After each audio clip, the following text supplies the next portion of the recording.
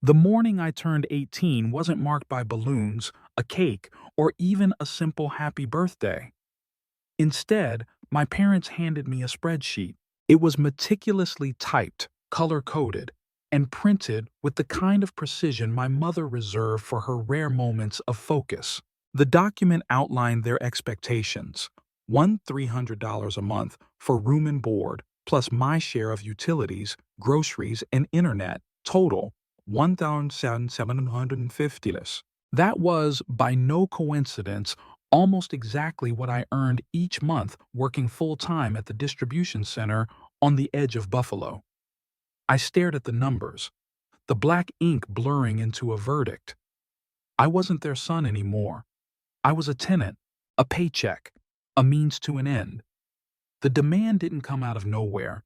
It was the culmination of years spent in a household that felt less like a family and more like a sinking ship where I was the only one bailing water. My home wasn't violent or overtly abusive, just a slow, suffocating grind of obligation. By the time I was 12, I was the de facto caretaker for my younger brothers, Lucas, now 14, and Max, now 9. My parents, Trevor and Candace, had long since checked out of the daily work of raising us. Dad was a warehouse foreman, always chasing overtime but never catching up with the bills. Stress clung to him like damp rot. He'd come home, collapse into his recliner, and lose himself in sports reruns or a beer. Mom hadn't worked since I was in third grade, declaring herself a full-time homemaker. But her days were spent brewing endless pots of coffee, scrolling social media, or shopping for things we didn't need. Designer heels, scented candles, anything to prop up the illusion of a life she wanted but couldn't afford. The actual homemaking, cooking, cleaning, parenting, fell to me.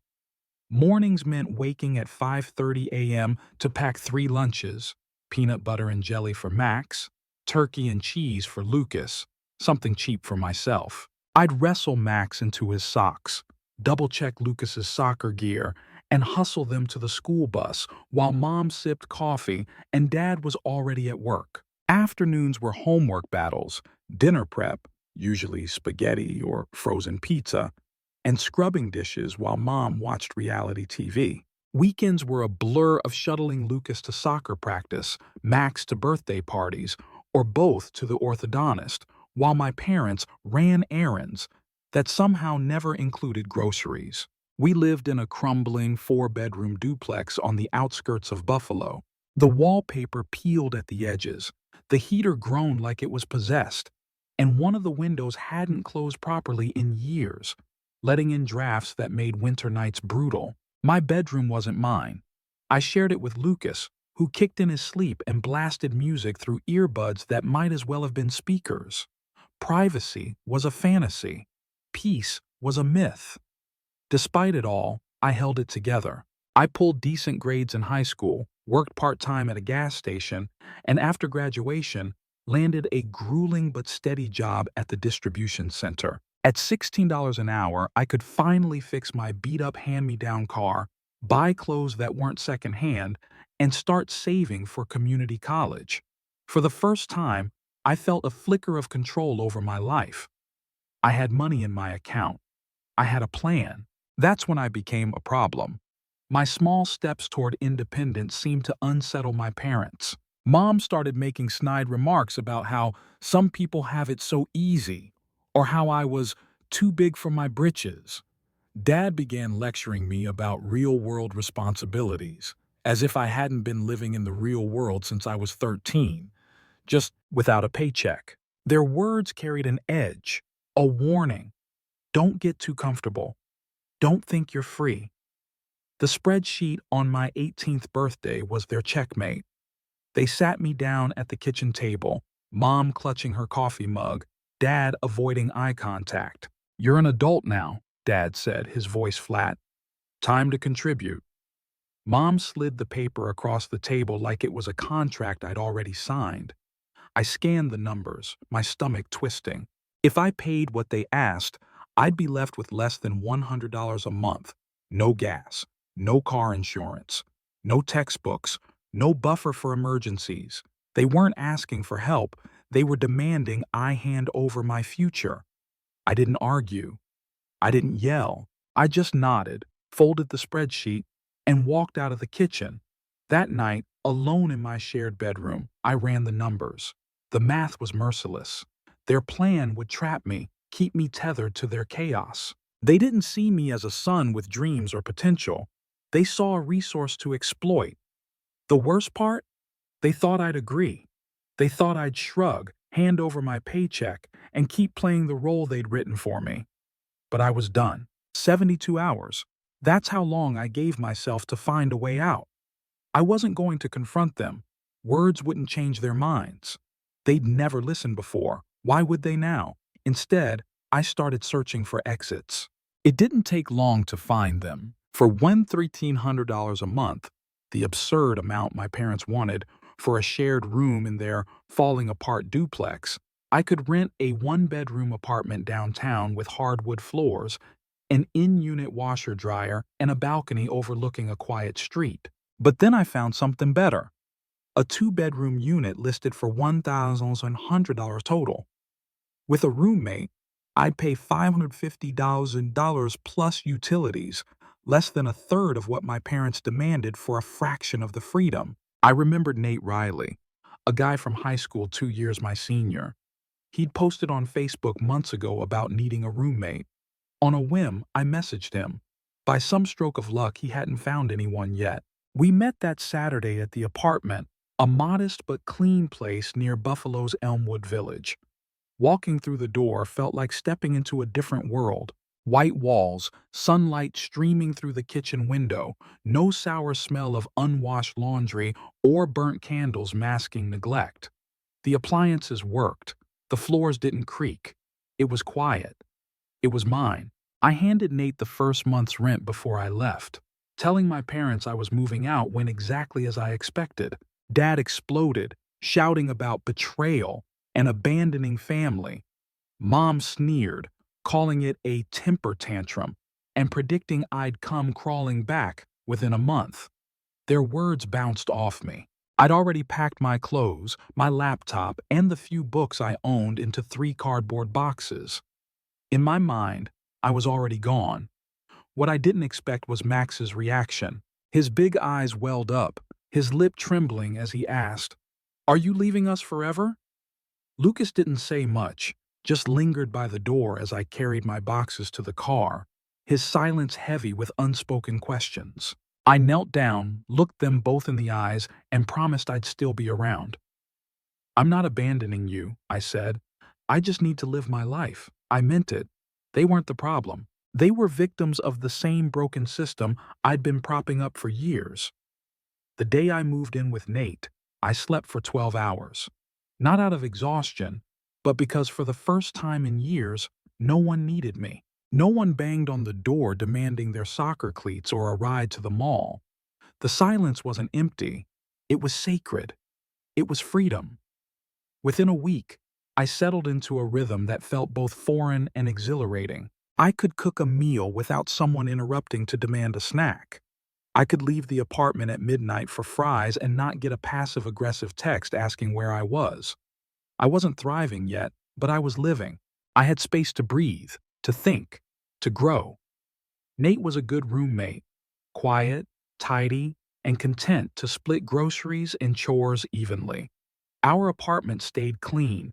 Utilities were low. After rent, food, and gas, I still had over $1,100 left each month. I paid off an old credit card, bought a new laptop, and enrolled in online courses to prepare for community college. For the first time, I could see a future that wasn't just survival. Back at my parents' house, things unraveled faster than I'd imagined. Lucas started texting me updates, short and hesitant at first. Missed school pickups, forgotten permission slips, burnt dinners, Dad's temper flaring more than usual, Mom walking around in a fog, overwhelmed by the simplest tasks. The dishwasher broke, and no one called a repairman. The trash piled up until the neighbors complained. The lawn looked like a jungle. Max was falling asleep in class because no one enforced his bedtime. Lucas flunked the math test, not because he didn't understand the material, but because no one was there to help him study. I didn't respond to most of his texts, not out of cruelty, but because I needed to protect the boundary I'd set. Still, each message stung. I'd spent years shielding my brothers from our parents' negligence. Now, without me, the cracks in the foundation were impossible to ignore. Then came the first call. Dad's voice was too calm, the kind of calm that masks desperation. He asked how I was doing. I told him the truth. Great. He paused, then said they might have overreacted with the rent demand. Maybe $1,300 was too much. They could lower it to $800, he said, maybe even waive utilities.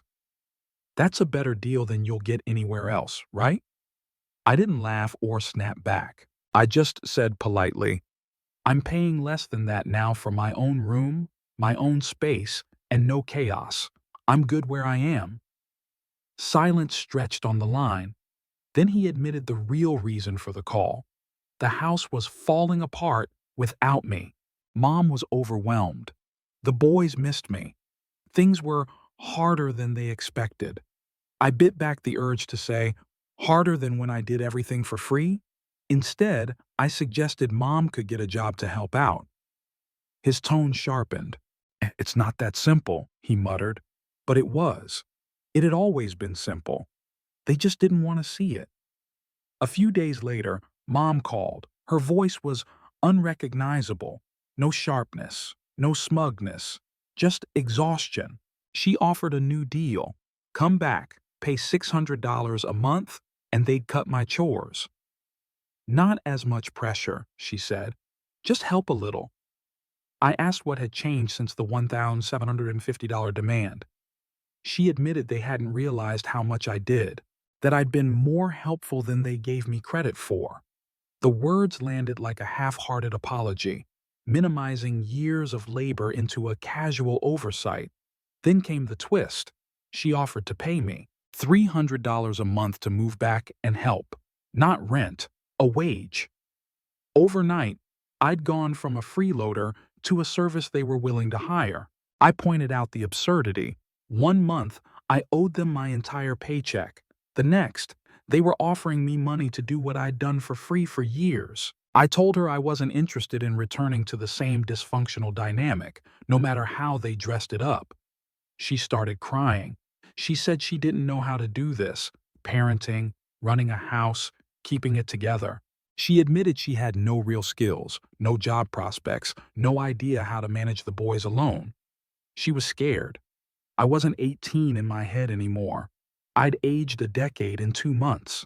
I saw her fear, but I also saw the manipulation behind it. I told her, gently but firmly, if it's too hard, get help.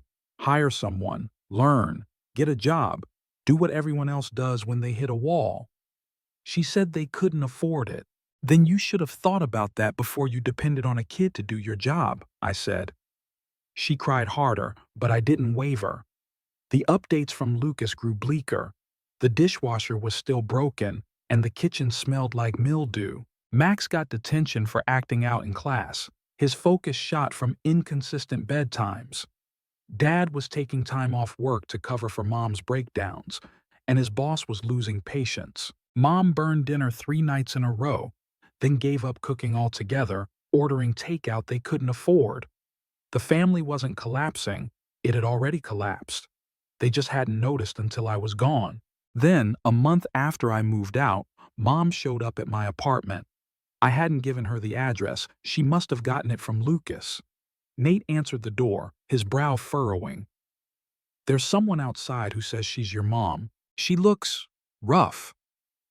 I stepped onto the walkway and saw her, pale, puffy-eyed, hair in a messy knot, wearing sweatpants and an oversized sweatshirt. This was the woman who once mocked me for wrinkled shirts and never left the house without makeup. She looked like someone who'd run out of illusions. She said things had spiraled. The boys were struggling. The house was falling apart, literally. The washer had leaked, flooding the laundry room. Dad was on thin ice at work. Max cried every night. Lucas had failed 3 more classes. She begged me to come back. They'd pay me $800 a month. I could have my own room. Lucas would move to the basement. I wouldn't have to do housework, just help with the boys. She offered anything she thought might sway me. I didn't budge. I reminded her of what she'd said when I left, that I'd come crawling back, that I couldn't handle the real world, that I wouldn't last a month. Now, 2 months later, she was the one begging, not because she missed me, but because she missed the labor I provided. I told her what was truly cruel, demanding $1,750 from your own child, expecting him to raise your kids, clean your house, and then calling him ungrateful. I didn't owe them a second chance to exploit me. She sobbed, promising to change. She'd get a job. She'd do better. But I'd heard those promises before. They weren't growth. They were panic. She asked one last time, "Are you really not coming back?" "No," I said, "I'm not." She walked away without another word. I watched her go, feeling no guilt, just a heavy, quiet relief. Weeks later, Lucas texted that Mom had gotten a part-time retail job, minimum wage, irregular hours. She hated it, complained constantly, and had already been written up for tardiness. But it was something. Dad was stepping up too, not perfectly, but enough. He was packing lunches, helping with homework, cooking basic meals. They'd even hired a housekeeper twice a month, a cost they'd claimed was impossible when I was there. The irony was sharp, but it didn't make me laugh. It just confirmed what I'd always known. Their comfort had come at my expense. The house, that prison of peeling wallpaper and broken promises, was on the market now. They couldn't afford the mortgage, the repairs, or the illusion of stability they built on my back. They were moving to a smaller apartment, something manageable, stripped of pretense. Mom sent me one last message from a new number. She apologized, admitting she hadn't understood how much I'd done for the family. She didn't expect forgiveness, just wanted me to know she saw the truth. I sat with that message for hours. Eventually, I replied, "I appreciate the apology. I hope you grow into the parent they still deserve." We haven't spoken since, but I see Max and Lucas every other weekend. We play video games, grab burgers, watch movies. I'm not their third parent anymore, just their big brother, the way it always should have been. Lucas told me recently that he's proud of me, that I taught him how to set boundaries, even with family, that he wants to stand up for himself someday too. That meant more than any apology ever could.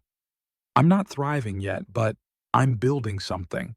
My apartment is still quiet, my bank account is growing, and my online courses are a step toward a degree. I'm learning who I am when I'm not carrying someone else's weight. In the end, my parents learned what it costs to take advantage of the person holding everything together. And I learned what it means to let go.